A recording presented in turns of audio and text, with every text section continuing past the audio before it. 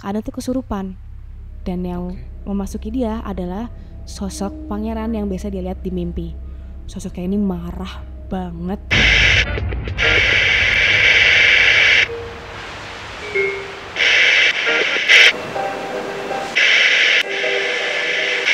Karena mereka datang ketika lampu dimatikan. Halo semuanya, salam rahayu, rahayu, rahayu. Selamat datang di Kelam, karena mereka datang ketika lampu dimatikan. Wah, Mas Rizky ketemu lagi nih kita. Alhamdulillah ketemu lagi sama sobat-sobat Javonika juga. Apa kabar teman-teman? Semoga pada baik-baik aja ya. Berita baik? Puji Tuhan, baik. Mas Rizky? Alhamdulillah baik. Mas Kemana nih malam Jumat? Malam Jumat. Malam Jumat. Malam Jumat. Malam apa? Sabtu dong. Malam Sabtu Kan ya. Nontonin Kelam dong pastinya. Oh iya benar. Benar. Oke aja nih gitu. Ini Mas Rizky lagi sering pakai baju putih ya? Lagi seneng baju putih? Enggak, Warna karena putih? kebetulan celananya warna kayak gini. Kayak jadi bingung kombinasi warnanya apa, jadi putih aja lah. Oke, hari ini kita nggak senada ya. Biasanya kita warnanya senada nih padahal. Iya. Sayang banget. Nggak apa-apa. Tahu nggak hari ini kita bakal bacain cerita dari mana? Kita bakal ceritain cerita dari nggak tahu. Gak tahu. Ini dari Jawa Barat lagi Mas Rizky. Kita Oke. dapat cerita dari Kak Ana. Kak Ana namanya. Orang mana dia? Depok. Enggak, Oh, bukan. itu mah kamu. Dari Bogor. Oke, dekat lah. Dekat lah sama aku juga kan. Nah itu Kak Ana ini tuh pengalaman lifetime ya Kak Ana sebenarnya. Kenapa aku bilang lifetime? Karena dia mengalami ceritanya ini dari sejak berumur 17 tahun hingga sekarang ini. Sekarang umur berapa? Aku kurang tahu umurnya sekarang, tapi Kak Ana ini sekarang sudah menikah dan juga sudah punya anak gitu. Jadi emang gangguan-gangguan ini dialami selama itu Mas, selama itu. Sampai detik ini gitu. Sampai detik ini bahkan ketika ngirimin email ke kita. I see. Makanya kan. Nah, itu dia teman-teman. Buat yang lagi nonton video ini, cek sekitar dulu. Pastiin di samping kalian ada orang. Pastiin lampu kalian nyala karena mereka datang ketika lampu dimatikan.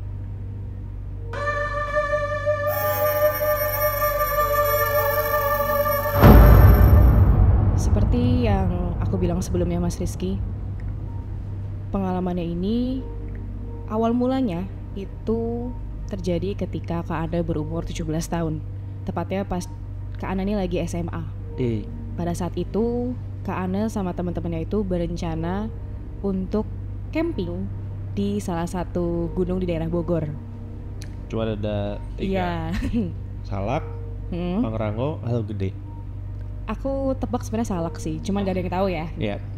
Nah, yang awalnya rencananya nginep itu 2 hari berubah jadi 1 hari.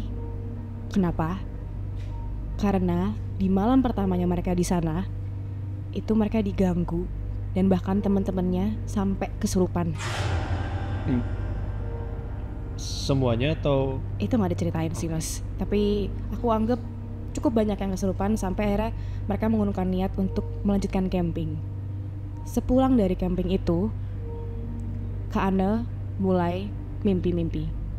Mimpi yang pertama, saat itu dia bermimpi ada di sebuah kandang ayam. Jadi dia dikurung di kandang ayam. Oke. Dan situ dia ngintip, ada apa sih di luar sana? Kok berisik gitu? Kok ada suara ramai-ramai?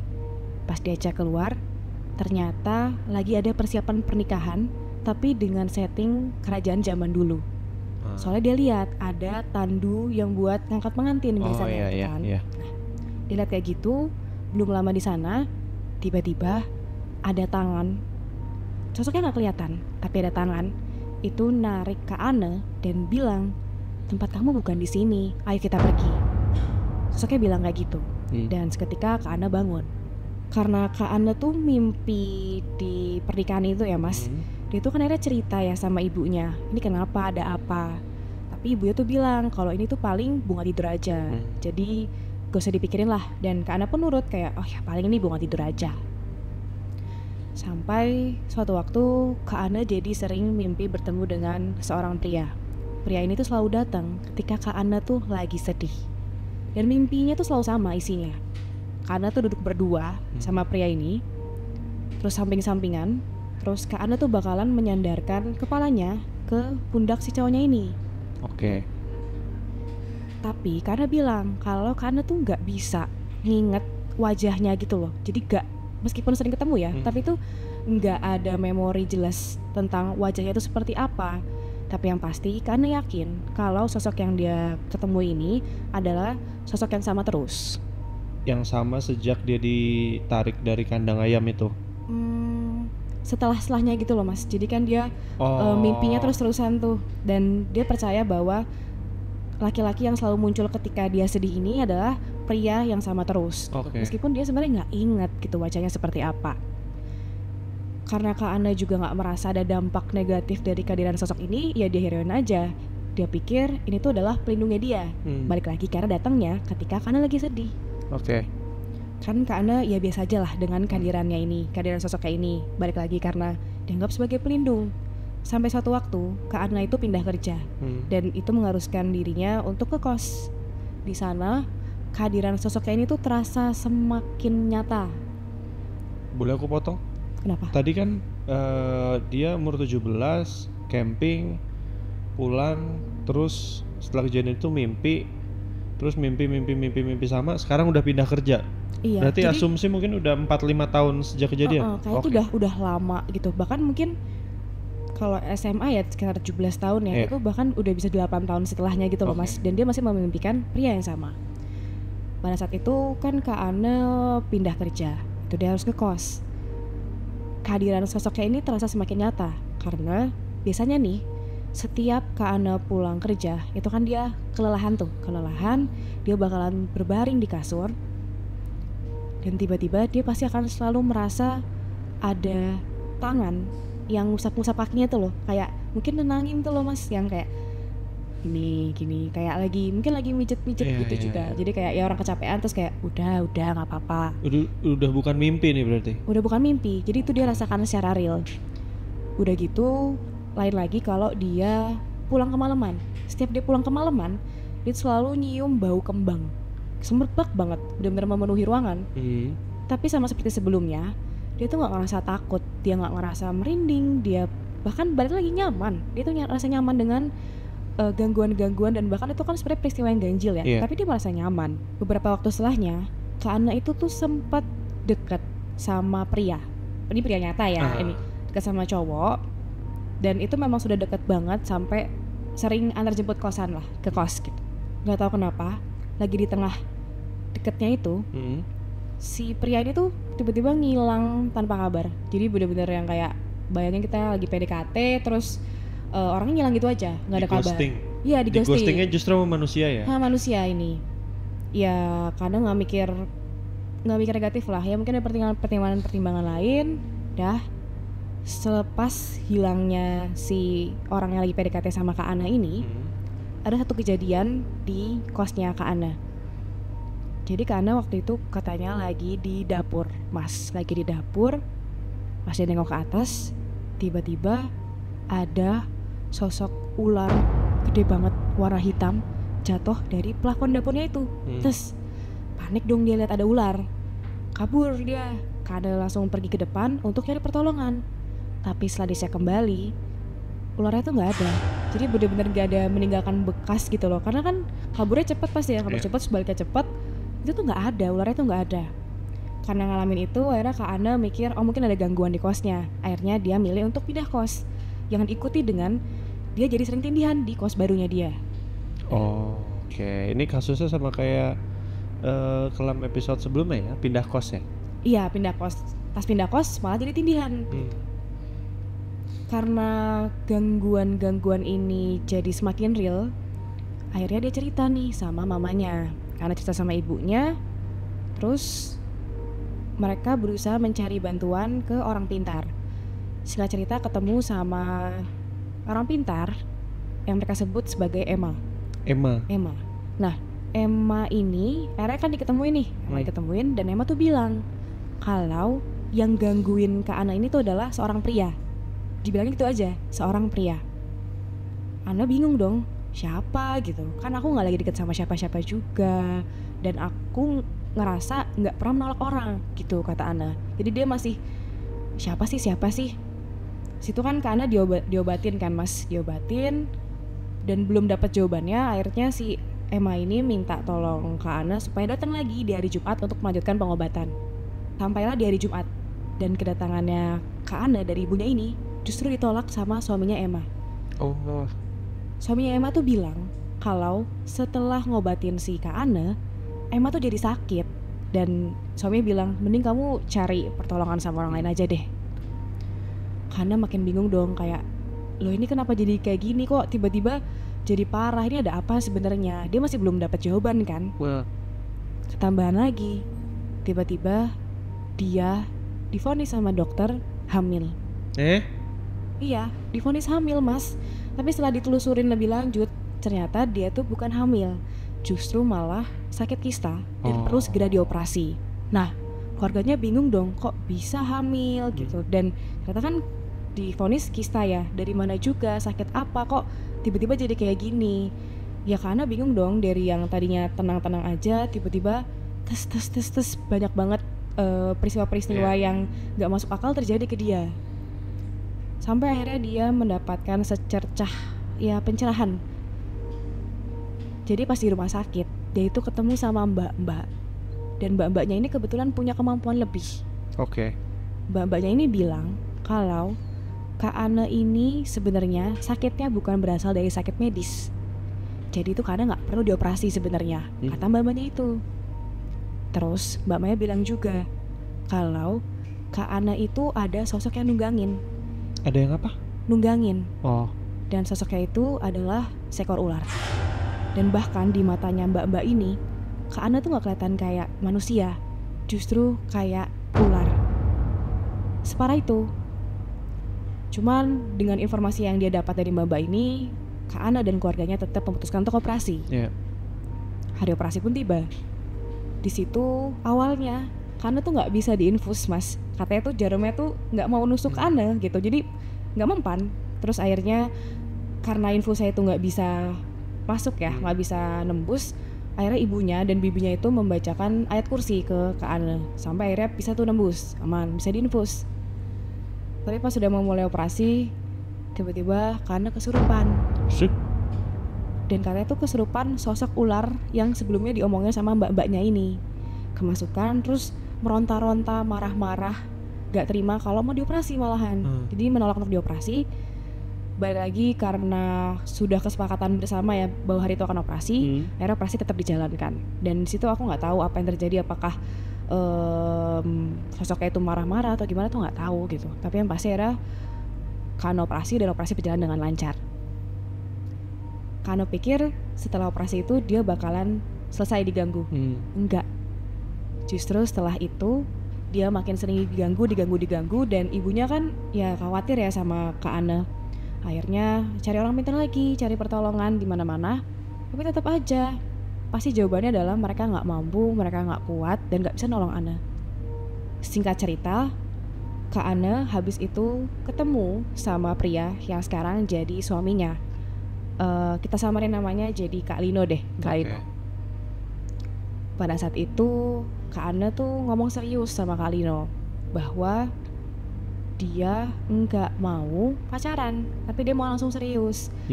Faktor pertama adalah karena umur, dan yang kedua akhirnya karena cerita kalau setiap dia dekat sama laki-laki pasti tiba-tiba laki-lakinya hilang tanpa kabar. Ngomonglah serius sama Kak Lino itu kan, terus Kak Ana tuh ragu. Aduh, cerita yang lain gak ya gitu, apakah Kak Ana harus menceritakan kondisinya. Tapi dengan pertimbangan bahwa mereka akan ke jenjang yang lebih serius, akhirnya Kak Ana cerita tuh. Dan puji Tuhannya Kak Lino itu menerima kondisinya Kak Ana gitu. Selepas dari percakapan hari itu, di hari yang sama ini kan Kak Lino pulang dari rumahnya Kak Ana menuju rumahnya dia. Dalam perjalanan itu tiba-tiba Kak Ana dapat kabar buruk, dihubungin sama Kak Lino. Katanya pas di jalan itu Kak Lino tuh ngerasa ada sesuatu yang gerak-gerak di dalam celananya tuh loh.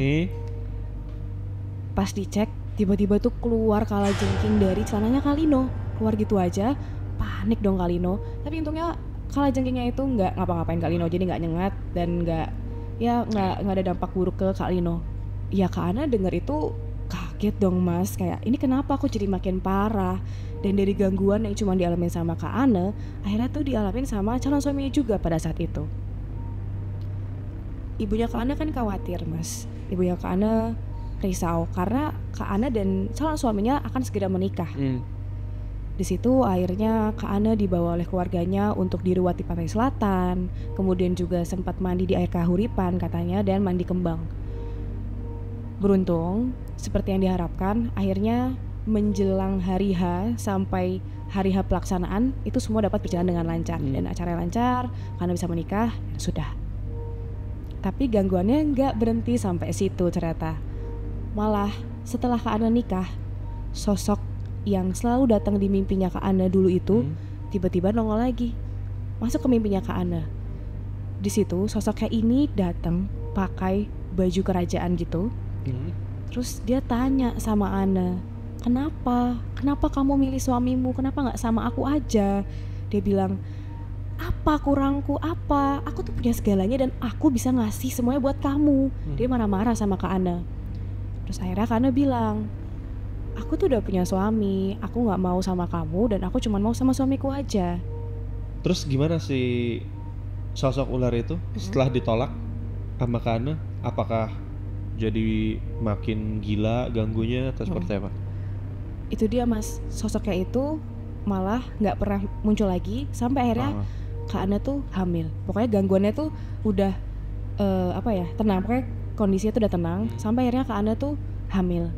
Di situ Kak Ana tuh malah jadi sering muntah darah sama mimisan. Kan lagi hamil ya mas, khawatir. Terus akhirnya ibunya itu membawa Kak Ana ke seorang ustadz.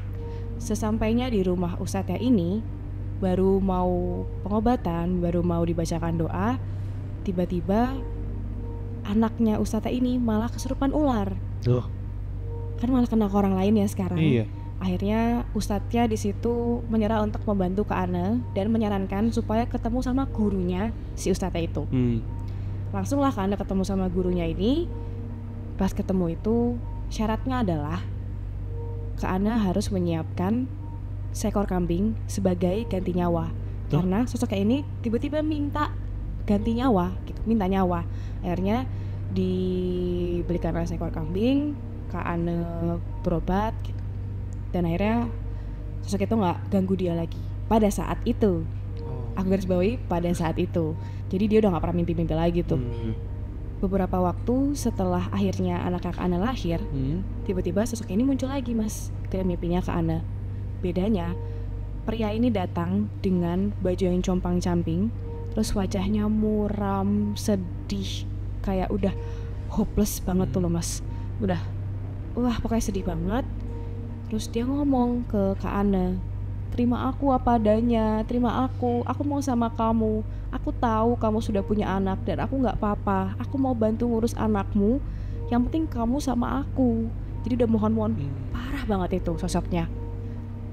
Jawabannya Kak Ana tetap sama. Dia bilang tegas bahwa aku sudah menikah, aku sudah punya anak memang, tapi aku maunya sama suami aku gitu. Kamu gak perlu ganggu-ganggu aku lagi. Karena akhirnya mimpi lagi ya setelah sekian lama, Kak Ana kepikiran dong, aku cerita deh sama keluargaku. Jadi selama ini tuh Kak Ana gak cerita, mungkin biar keluarga itu gak khawatir juga. Maksudnya keluarga tuh? Suaminya dan ibunya gitu. Nah ceritalah Kak Ana dengan suaminya dan ibunya bahwa dia itu masih diganggu sama sosok ini dalam mimpi. Ketika sudah diceritakan, akhirnya ibunya memutuskan agar Kak Ana itu diruqyah. Jadi yang diruqyah adalah Kak Ana sekaligus rumahnya. Yang meruqyah adalah ibunya sendiri. Ketika proses ruqyah itu berjalan, tiba-tiba Kak Ana tuh kesurupan. Dan yang memasuki dia adalah sosok pangeran yang biasa dia lihat di mimpi. Sosoknya ini marah banget. Dan habis itu sosoknya ini berusaha nyekik suaminya Kak Ana pada saat itu, berusaha nyekik, tapi kan yaudah pada heboh tuh, udah pada ricuh, kayak berusaha memisahkan. Terus sosoknya ini tuh marah-marah nyalahin suaminya Kak Ana. Dia bilang gara-gara kamu aku jadi gak bisa sama Anda. Pokoknya bener-bener gak terima banget karena Kak Ana justru malah milih nikah sama Kak Lino. Di situ era karena sudah mulai agresif dan main fisik, akhirnya Kak Ana berusaha disadarin dan untungnya segera sadar. Udah agak tenang, setelah sadar, Kak Ana di situ malah lihat ibu dari sosoknya ini, sosok pangerannya itu. Oh. Ibu ini datang meminta maaf sama Kak Ana. Dia minta maaf karena dia tahu kelakuan anaknya dia. Dia minta maaf karena dia tahu perbuatan anaknya, dan dia minta tolong supaya anaknya jangan sampai dimusnahkan. Permintaannya itu aja. Akhirnya mereka membuat perjanjian dengan syarat supaya Ana tuh jangan diganggu lagi. Jadi udah setuju tuh keluarganya. Oke, nggak bakal kita musnahin, nggak bakal ritual-ritual pun doa yang sampai membuat prianya ini musnah. Tapi Ana jangan diganggu lagi. Kalau kata Kak Ana, namanya juga siluman. Ya nggak ditepatin janjinya Mas. Iya sih. Ya kan. Dan sampai saat ini sosoknya ini masih terus ganggu Kak Ana dan juga keluarganya. Yaitu yang aku bilang di awal. Bahkan sampai terakhir Kak Ana ngirim email, Kak Ana cerita bahwa sosoknya ini tuh gak mau pergi. Dia tuh masih tetap ganggu Kak Ana dan kehidupan rumah tangganya dia. Ya mungkin juga ya karena kecintaan juga aja kali kayak. Iya, dan bener-bener ya maunya sama Kak Ana gitu. Ya itu dia teman-teman, Mas Rizky, cerita kedatangan mereka hari ini. Sampai hari ini masih diganggu seperti itu. Masih Mas. Bayangin, makanya aku bilang kan lifetime ya. Dari umur 17 tahun karena camping sampai kayak gini gitu. Dan ganggu Kak Ana juga suaminya. Ganggu kehidupan rumah tangga Mas. Itu kan serem ya Mas. Tapi setelah dia tidak menepati janji, nggak ada usaha buat ya udah gue musnahin aja gitu dari karena pihak Kak Ana. Katanya Kak Ana tuh tetap berusaha untuk cari pertolongan di mana-mana, tapi tetap aja gak ada yang kuat, gak ada yang mampu, dan pasti selalu bilang cari pertolongan di tempat lain aja, karena emang gak ada yang bisa ngebantu Kak Ana katanya. Dan Kak Ana pun juga udah capek sebenarnya, kayak ini kenapa sih nggak udah gitu. Gimana cara, maksudnya setelah dia sekian banyak orang dia datengin pada nolak, diruqyah terus bikin perjanjian akhirnya jadi musnahkan, tapi ternyata masih diganggu gitu.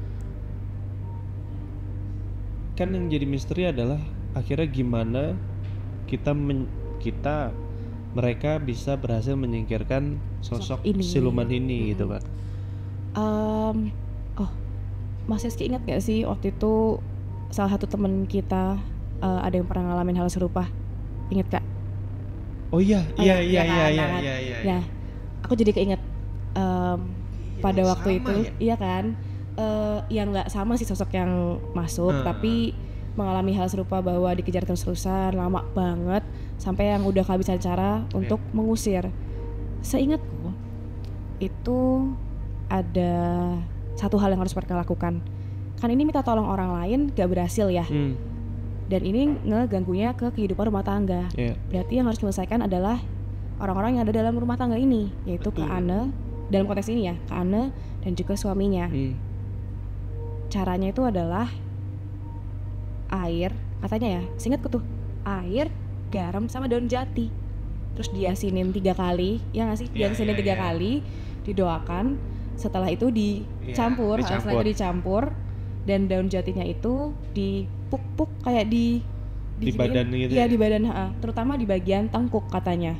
Nah itu mungkin Kak Ana bisa mencoba hal yang sama sih, karena waktu itu teman kami melakukan hal itu gitu. Ya mungkin ya semoga nih Kak Ana nonton, ya bisa dicoba sih. Coba dulu. Mungkin bisa kabarin dia.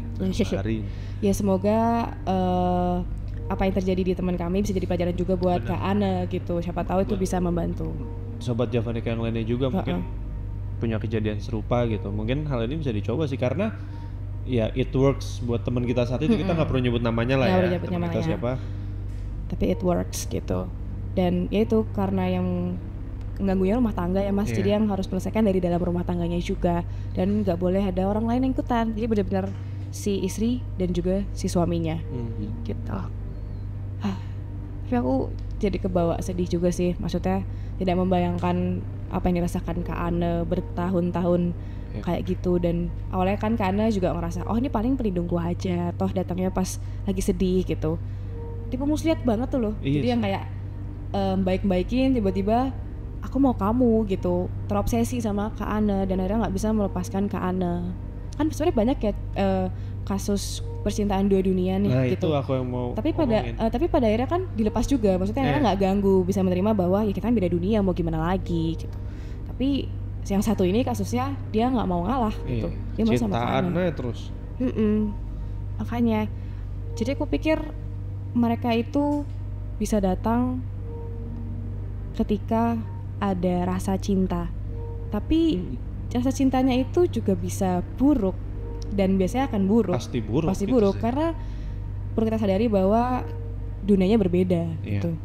Dan yang paling benar kalau kayak gitu, kalau ada gangguan-gangguan semacam itu, sebaiknya langsung dicek kayak ini sebenarnya memang kodam kita kah, korin kita kah, leluhur mungkin, atau sebenarnya itu adalah sosok-sosok yang pengen memiliki kita gitu. Sosok-sosok yang malah justru pengen ngelukain kita. Bener. Karena apa ya, kayak kebetulan kan belum lama ini juga kita bahas ini kan, siapa tuh? Do You See What I See tuh.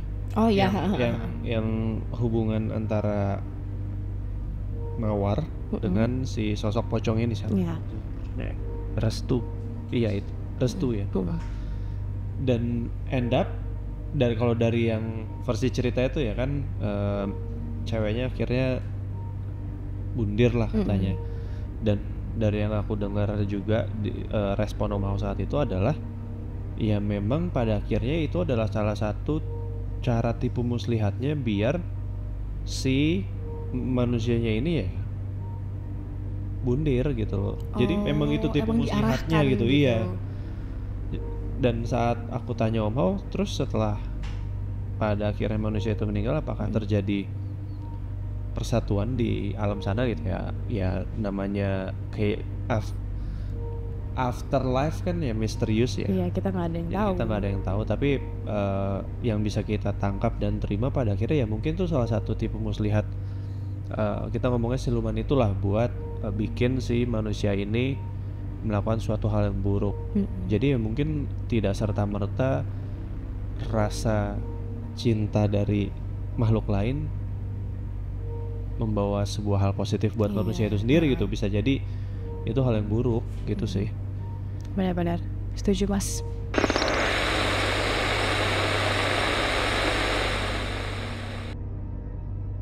Itu dia teman-teman cerita dari Kak Ane di Bogor. Terima kasih banyak Kak Ane sudah mau berbagi cerita ke kita, dan ini pengalaman yang sangat pasti kan sangat signifikan buat Kak Ane ya, karena dialamin seumur hidup. Semoga teman-teman juga dapat mengambil pelajaran dari apa yang Kak Ane alamin. Terus semoga yang kita sharingkan gitu tentang teman kita yang pernah mengalami hal serupa, semoga bisa berguna juga buat Kak Ane di sana. Sehat-sehat juga Kak Ane dan keluarga dan juga suami. Semoga kondisi segera membaik juga. Iya. Gitu. Untuk teman-teman yang punya cerita serupa berhubungan dengan mistis yang pernah kalian alami, boleh juga kirimkan ke kami ceritanya yang akan kita ceritakan di Kelam.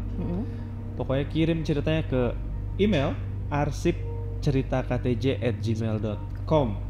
Itu dia teman-teman. Sampai jumpa di episode Kelam selanjutnya. Karena mereka datang ketika lampu dimatikan.